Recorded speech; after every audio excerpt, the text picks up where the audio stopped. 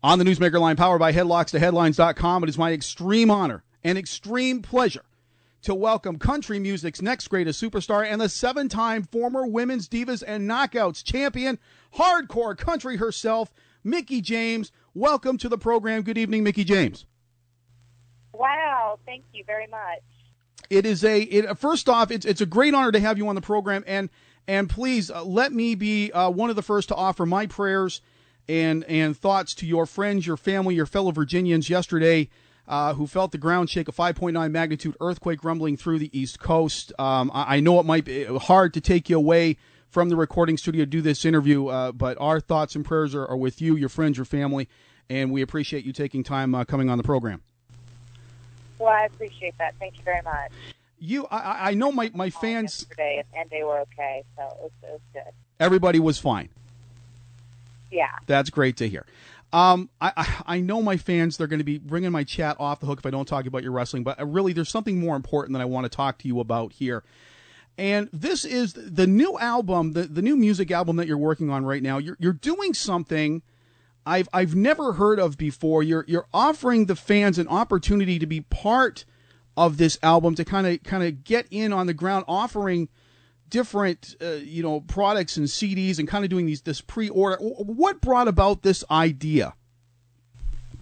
Well, it was something that my management team actually brought to me, and we kind of discussed it a few times, and it was just really a way to not only involve the fans, but to give them opportunities for things that they would never get in real life. You can pre-order albums all the time, you can buy merchandise, T-shirts, et cetera, and then usually have to wait around till you can possibly get it signed or, whatever. But this was just a way to, involve, the fans into my project and make them feel like, they are a part of it, because they're kind of on this journey with me. They're the ones that have supported me through my wrestling career for the past 11 years. And now, as I've gone on this journey with the music, they've been really, supportive and appreciative, and they love the album, the first album, so much, and I've gotten tons of great feedback on it. So we're like, well, why not figure out a way, where we could involve them, and so you can become an executive producer, you can get an in-home concert, and you can be on the music video, but also, you can get a hand-painted T-shirt, which that's the toughest one. I don't know how I'm going to paint these T-shirts, but yeah, so it's different stuff that you would never get from any other medium except for this one campaign. And it's probably, the only time we're ever going to do it. So it's pretty exciting because, we've gotten a lot of positive feedback from it, and they're really excited about it. You've also gotten some unwarranted criticism by the internet community, saying that this is somehow funding the album. Can you set the record straight on this? This money is not to fund the album, correct? No, here's the thing, is that anybody that knows anything about music knows that it costs way more than $5,000 to make any sort of type of album. That may cover a half a day in the studio. So, anyone with, that has any sort of industry sense in that aspect would know that, that's not the case. I think that, when albums go on sale, I've done it myself. I've pre-ordered a bunch of albums from iTunes and stuff like that. And so this was just a way, you're still doing the same thing, but you're getting all these extra bonus stuff with it, or possibly. And it's honestly, at the end of the day, your choice to whether you want to be involved in the project, or you want to wait until the album's released to get it. So 6 one way, half dozen the other. It's really, at the end of the day, your choice. For those people that have chose to do it, I'm very excited, very happy, because obviously their names will be in the thank yous and executive producer credits, or they will be invited to an online concert, or one in their home, that for the few that have ventured that far. So I'm really excited about it. Well, I wish I could afford that. It's really simple to sit behind your computer screen when you these are the same people that if they were face to face with me, they would tell me that they thought it was a great idea, but it's really easy to do that and to say negative things about and let's face it, there is nothing that comes without adversary. Right, of course. I wholeheartedly agree. 25. I'm looking at the webpage right now, and I'm going to make I'll make the webpage available on our Facebook page and on the SNS Radio Network Facebook page. But real quick, $10 or more. Really, that's the start on this. You get a copy of the CD and the MP3. 25 gets your name and the thank yous, as well as the CD, and then it goes up from there. $50, access to a web concert, plus all the other stuff, of course. The personalized video for $75, the T-shirt. I don't know where you're going to find time to get all that.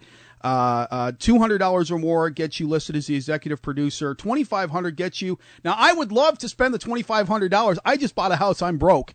So I'm one of those people who wishes they could put the $2,500 down.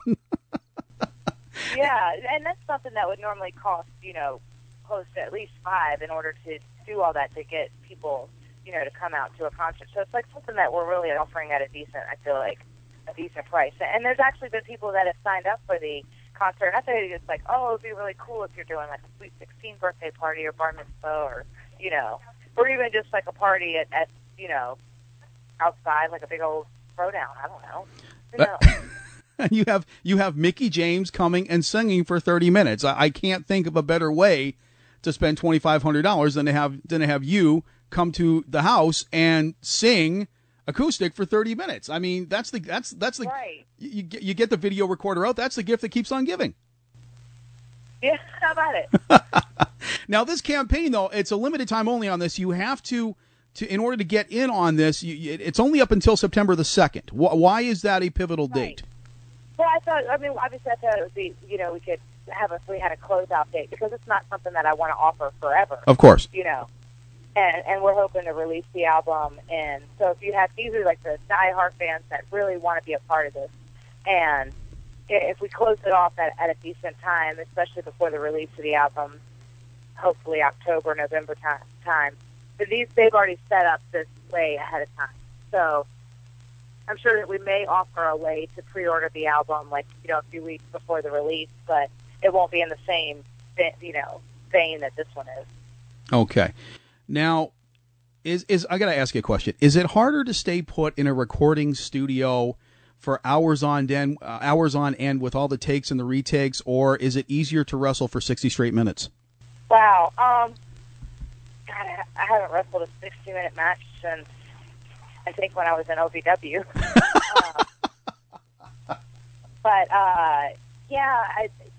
They're very, I find that they both run very parallel, except for in wrestling, I tend to run on pure adrenaline, like raw, emotion and the adrenaline factor, whereas you're very vulnerable when you're on stage, and obviously, when you're in the studio, just one song can take you all day, because you have to do retake after retake after retake. I think people just assume that you go in there and you sing the song, you sing it a few times, and that's it. But it's so much more to it than that. So we've been in the studio going on 6 days now, and so we're still rocking on. Where did this inspiration to sing come from? Was it a natural progression of your ability to speak and perform in front of a crowd, or was it something always you wanted to do but never had the opportunity? Yeah, honestly, wrestling was me and my father's thing. That was our bond, and I love wrestling, and obviously I've been very, very fortunate to be so successful at it. But when I was a little girl, grew up on a horse farm, and that's what I did. But I would walk around the house and record myself, and that's what I wanted to do when I was a little girl, to sing. But I never had the avenue or the know-how or knew any of the people in that industry to even begin on that road. And then once I fell into wrestling and started going to school for it, that completely consumed my life, and that's the path that I kind of took. And so after I was with WWE at the time, being with them for a while and on the road, 250 days out of the year by myself, with just a few friends or, that are already in the industry, and not being with my family and traveling so much, I tended to start writing again and writing songs. And so I think it's just one of those things where I was like, it's something I've always wanted to do, and I've always gone after everything that I've ever wanted to do, and this is no different. I don't, it's at the beginning I was like, I don't care if nothing comes from this, at least I can say I did it, and it was something I always wanted to do, and now I can finally do it, and I have the means to be able to do it. And and that's how this whole journey started. And I went to Nashville with, the songs that I wrote. A few of them ended up on the last album, and then met my old producer, Kent Wells, and kind of he's the one who's like, we're not going to do just 3 songs. Let's cut a full-on album and see what happens, see where it goes. And it was very exciting, my first time in the studio, and getting to meet people and write with people. And now here we are, a year after releasing the first album, and we're already in the studio going for the second one. And I'm really excited because it's a lot of fun, and it's like a whole new journey in my life to where it's that whole naysayers of like, in wrestling I got it a lot, like you're too short, you're too little, you're just a small town girl, you're just chasing this wild dream of like, so many people want to do the same thing that you want to do, and I always used all those naysayers against them, like those words to fuel what I wanted to do, and so it's no different here. It's the same people, It's interesting that you touch on that. I was going to touch on that a little bit later, but now that you've brought it up, Mickie, you've built this persona, and I've had the opportunity to watch your career from the WWE. I wasn't able to see much before that, and I've seen it, things where you went on Jenny Jones and these other these other things that you've the other television shows that you've been on, and you have this persona. This is just a simple country girl who, and correct me if I'm wrong, but you were picked on as a child. Put down as a child. There are so many people, myself included, who can relate to this. We weren't in the in crowd. We didn't conform, yet you somehow built yourself up and broke away from this to build yourself to this incredible persona that inspires millions. At the least, I mean, how did this happen? What was the evolution that brought Mickie James to this simple girl to this personality that inspires millions? Wow. It's like I have to give a lot of it to right time, right place, and just being very fortunate and very blessed, because I recognize the fact that for every one of me, there's 1,000 people that would love to have gone on that same journey, or that want to be a wrestler, or that want to make it, and in whatever industry it is. And I've been very fortunate of meeting the right people, but it didn't come without a lot of sacrifice and a lot of hard work, obviously. Mm-hmm, of course. But I think that I used all of that, like we all like it's tough because I grew up in a smaller town, but like we didn't have I didn't come from a lot of money. Like we worked for everything that. I worked for everything that I've ever, from when I was a kid working on the farm. If I wanted to do horse shows, I had to spend every summer and every weekend at the farm cleaning stalls and washing horses and training every other horse and riding every horse on the farm before I could ride my own. That was just established in me as a child. Like, so I was never afraid of hard work or getting hurt or sacrifices and stuff like that. But kids, and the thing is that kids can be brutal. Like as you're growing up. They can say some harsh things, and I don't know if it's something that's taught within them because of the way they're brought up, or socially, or it's just that whole thing of wanting to be accepted so bad. And I just I fell into my own ways. Like I really wanted to succeed at everything. I wanted to do really well in school, and I was a nerd. Like I played the violin. I was in art classes and novel and creative writing classes. But all those things help, I think, me grow as a person and to be more than this superficial kind of I took the basics and I just kind of coasted through high school, but at least I was with a cool team and did all this stuff. Like it just kind of built my character. And then once you get out of high school, you really start to come into your own as far as the things that you want to do and where you want to go in life. And I didn't go to college out of high school just because we didn't have the means to do it, and I obviously didn't get a scholarship, which was what I was hoping for. So that's when I started going on, just kind of creating my own path and fell into wrestling, and then I fell in love with wrestling the moment I walked in. It was that Stone Cold Rock era, and everybody, it was just attitude, and you could just be whoever you wanted to be, and you didn't have to answer to anyone, and it was just amazing for me, and you kind of lose yourself and become this whole other character, or be everything that you've always wanted to be in front of, hundreds of people at that time. So it's just I just fell in love with it and just kind of honed my skills, and I went to acting classes and modeling classes to help, because I knew that's what you needed to be if I wanted to make it. If I wanted to make it. Because if you're going to shoot for anything, I'd say you always shoot for the stars. Shoot as high as you can go. Of course. So then shooting for the WWE at the time, I knew I needed all that stuff, because I didn't know any of that industry or any of that world, and so I just tried to keep growing and doing different camps and stuff like that. And I've traveled everywhere. I would drive 20 hours for $25 and a handshake. You know, like just to get out there, just to get your name out there. Yeah, and that really does happen, and I think that people aren't aware of that side of it. They think that, like, oh, you know, this person just became a star overnight. No, like, anyone who's ever gone after anything with all their heart, like, they've sacrificed a lot. Like, I missed birthdays, and, you know, I missed my nieces being born. I missed a lot, you know, but I'm very grateful because I've also been able to travel the world and see a lot of things that most people would never see in their lifetime. So. You started in the independent wrestling scene. I'll get back to the music momentarily, but you started in the independent wrestling scene. You actually had a stint in TNA before the WWE. A lot of people don't know that. Yeah, I was on the very first pay-per-view, which they did like a double thing of like that. It was the lingerie battle royal, and then whoever won a contract, and then so I did that, and then I didn't hear back from them for a while, and I was working the independent scene. I was actually working with Ring of Honor. Where I saw Raven, and I'd met Raven before, but then that was the first time that he had actually seen my work, and he's like, oh, man, you're awesome, like, I need a female, and I really want to bring you in for this thing, and I was like, awesome, like, I'd love to. And so I was with TNA for about 6 months before I actually got signed by WWE, and then obviously I was sent to OVW, yep. And kind of disappeared off the face of the earth for almost 3 years. But you kind of get tucked away in that whole thing. But you come to WWE, you get put in a storyline with Trish Stratus, which must have been an absolute thrill for you.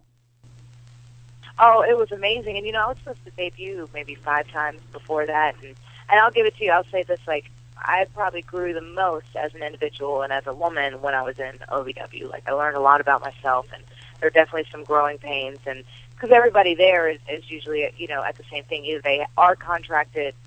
I mean, it's not this way now because now they have FCW, but at the time, like, you know, all the major stars came out of there, from John Cena to Randy Orton to myself, you know, Beth Phoenix. I was trying to think of, you know, there's tons of stars that obviously went on that same path, but I just learned a lot about myself and really honed and learned how to really work. Like, I knew how to wrestle, and I knew how to get in there and do some really cool moves and kind of tell a story, but it wasn't until I was there that I really honed my craft, and I have to give that to Danny Davis. I mean, he's one of the best people I've ever met, and he really, you know, helped me not just as a performer, but as an individual. I'm sorry, yeah, Mickie, go ahead. And I got, what? I said go ahead. I didn't mean to interrupt you. Go ahead. No. And so, yeah, and then I was supposed to debut maybe 5 times. A little known fact is that I actually already, CM Punk and I had debuted on Sunday Night Heat, I believe. Mm-hmm.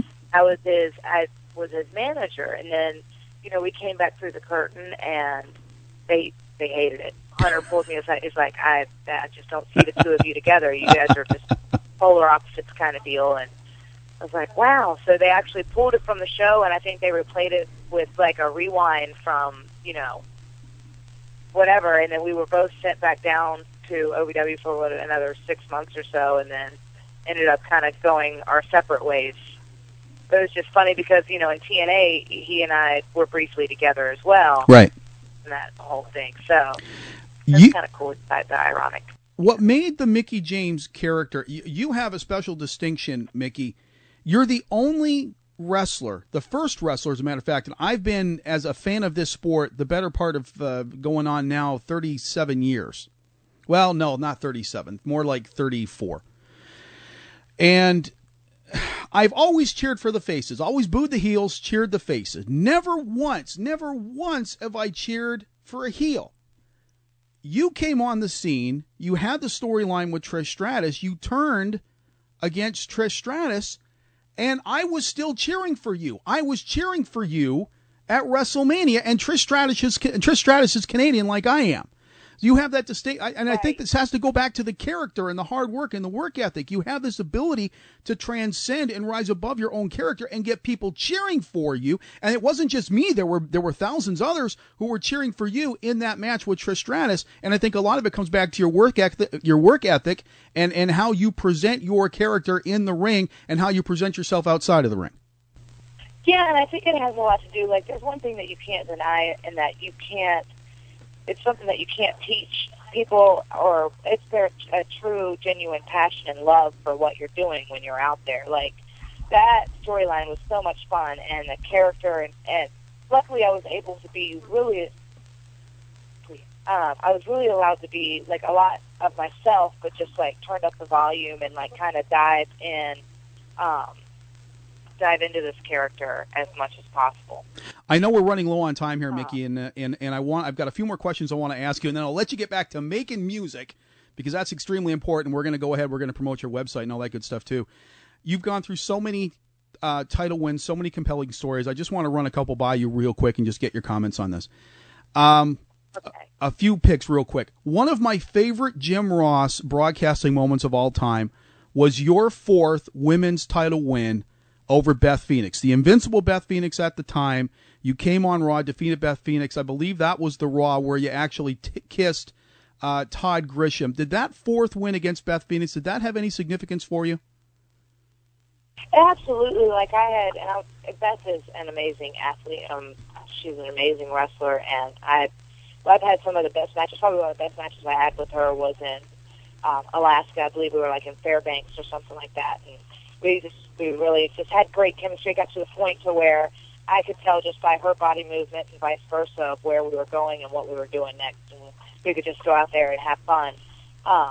But it was one of those things that they had built Beth up, which, you know, I was so happy for her. They built her up as this, you know, just monster killing machine, but that was still beautiful and glamorous, and she was just so unique and so different, and she was destroying everyone in her path, including me. So, and I remember that was in England when we did that, when the title changed hands and stuff. So it's very rare that, you know, a title will change hands in a separate country, much less a female's title change hands. It was just really unique and really exciting. It was just kind of one of those things that nobody saw it coming, and it was out of nowhere. It really, the crowd just was like on their feet, because they just not something that they saw coming at all. And it was really cool because you could feel the energy and and I'm really one, like, I'd love to feed off the energy of the crowd and the people, because that just kind of, you know, makes you work harder, and it really just changes the way you are, you know, you move out there and what you're doing. Yeah, it was awesome. It harkened back to me, the Ricky Steamboat Intercontinental title win over Randy Savage, and that sort of, you know, out of nowhere win, and the reaction of the crowd and the announcers was just phenomenal. Right. You were involved in a winner-take-all tag team match, you and Kofi Kingston against Beth Phoenix, Santino Marella. You lost the women's title in a tag match. I came on this program livid as all hell, declaring the title held hostage, yelling at the WWE to return that title back to you. Did that bother you to be forced to drop the title in a tag match? No, you know, it's like it was something different. Like, I'd never seen that happen before. And then, you know, it's just, at least, you know, it's the one thing I can say is that I've been very fortunate to be able to do a lot of innovative and different stuff that women typically don't do, whether it's a cage match or a Clockwork Orange House of Fun match, or, you know, dropping the women's champion in a tag match. Like, I had never seen that done before or heard of that. And it was definitely different, and people didn't expect it, because, you know, Kofi and I at that time were probably, you know, some of the fan favorites, and Santino was kind of looked at as, like, you know, he was comical and he's very entertaining, but as far as, like, a serious competitor, people weren't, you know, they were more likely to be entertained by him and not really to fear him. So it was just kind of one of those things. They just, you know, like, I mean, if you remember that whole thing, like, Beth was the muscle of the whole group, and it was very entertaining, and I think that the people were happy in the sense of, like, they knew that they were going to have an entertaining match, regardless of which way it went. Absolutely. They were definitely shocked. After the 5th women's title reign, you were released, you were let go, you went back to TNA. How did that feel, coming back to TNA, having already gone back, and winning the Knockouts Championship, for that matter?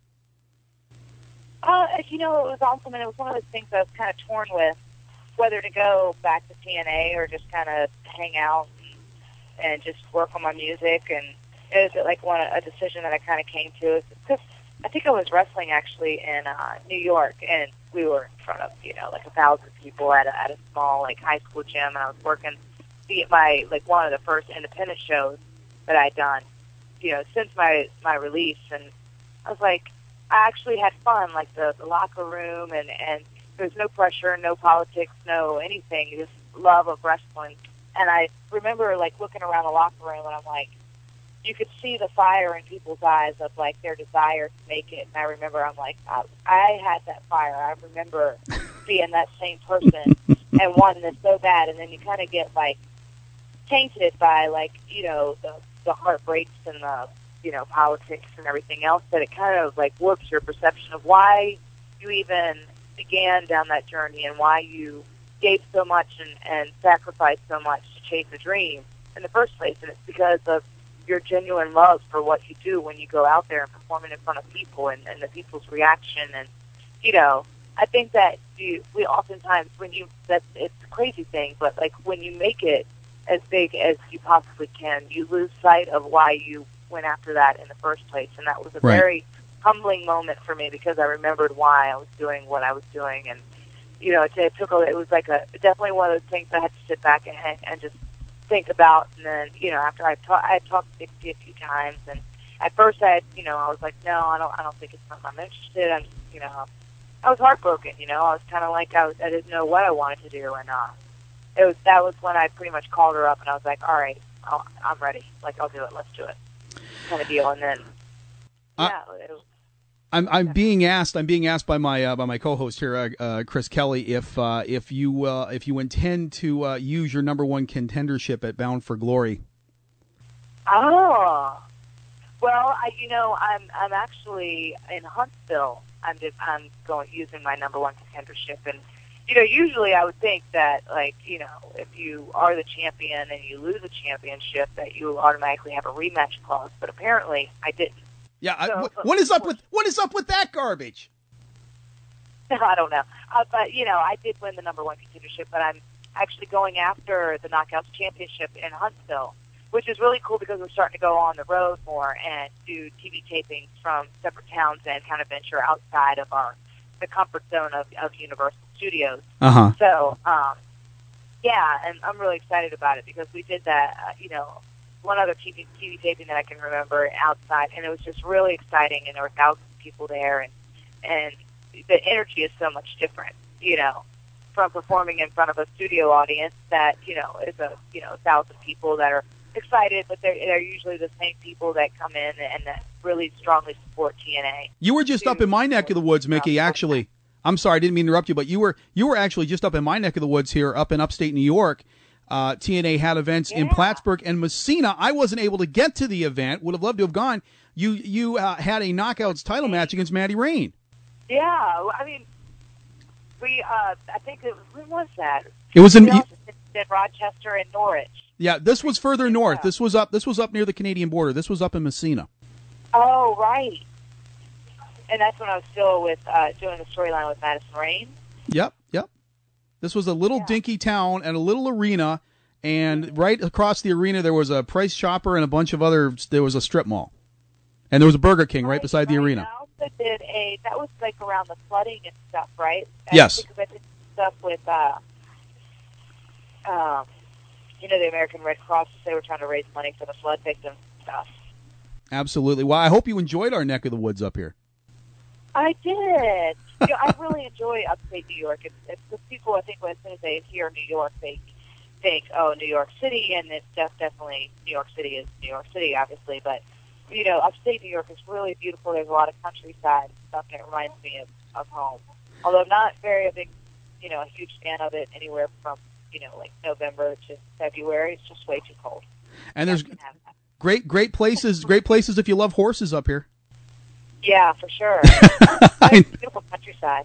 Well, I know we're running out of time here, and I want to get this information out to you. Mickie James here, if on the Pro Wrestling Rewind, if you want to be a part of this tremendous opportunity to get in on the ground floor here right now, so far you've raised about $11,000, $11,661 at last count. You can go to mickiejames.com. I have the Kickstarter.com website, and I'm going to say it all, but you're probably not going to remember it if you're listening to the program. Kickstarters.com/144683677/Mickey-James-is-making-a-new-record/backers. I'll put it up on the Facebook and the SNS page for you. Mickie, it has been an absolute. This is one of the interviews I had on my bucket list. It has been truly an honor to have you here on the program. It really means a lot. Well, I have to admit, during that introduction, that speech you were giving, I had chill bumps. That was really nice. Not bad for only 5. I'm sorry. Go ahead. No, I said I did. I honestly did. That was very touching. Thank you. Well, every word was meant from the heart, and it's all greatly deserved. When the album is finished, Mickie, and the tour dates are set, would you be willing to come back on the Rewind, give us an update? Absolutely. Okay, outstanding. Mickie, I'm going to get you to hang on just for 2 seconds, and we'll go ahead and finish this up. Mickie James here on the Pro Wrestling Rewind.